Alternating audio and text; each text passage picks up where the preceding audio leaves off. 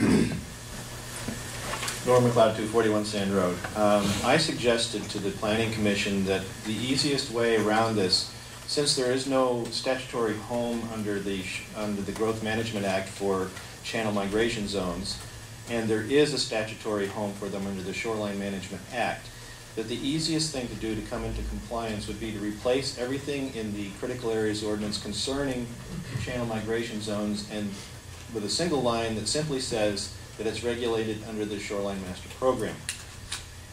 Any stream that is flowing 20 cubic feet per second is, by definition, part of the Shoreline Management Program. That's where your channel migrations are going to be taking place, is towards is seaward of that line of 20 CFS. There's not going to be a whole lot of channel migrating at anything less than that. Your fire hoses are in the Shoreline Management Act's jurisdiction, and that's where the channel migration zones should be placed. Fairly simple, in compliance. Roger didn't completely toot his own horn this morning. During the Grange meeting on Wednesday, there was a soil scientist that has an international reputation who contacted Roger and came to study Roger's soil a little bit, and he informed the meeting, there was about 100 people there or so, that the soils in the Chimicum valleys and around here generally that are not the glacial till are some of the best in the world. We are not making adequate use of them. We may be heading into a situation economically where, as it did in the 1930s, Jefferson County might have to feed itself.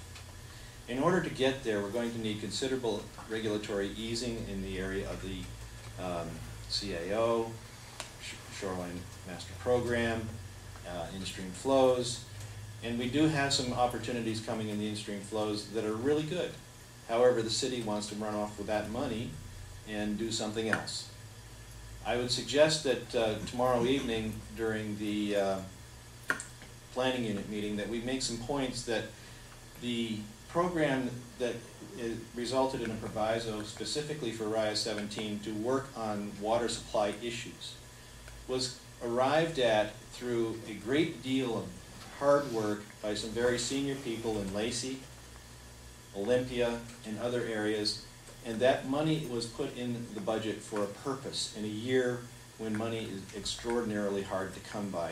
And it was not the purpose of studying the economic feasibility of doing some things with the Olympic gravity flow system. If they want to do something with that, they could put off their roundabout project until economic recovery comes and use some of those resources to take care of that pipeline and its needs.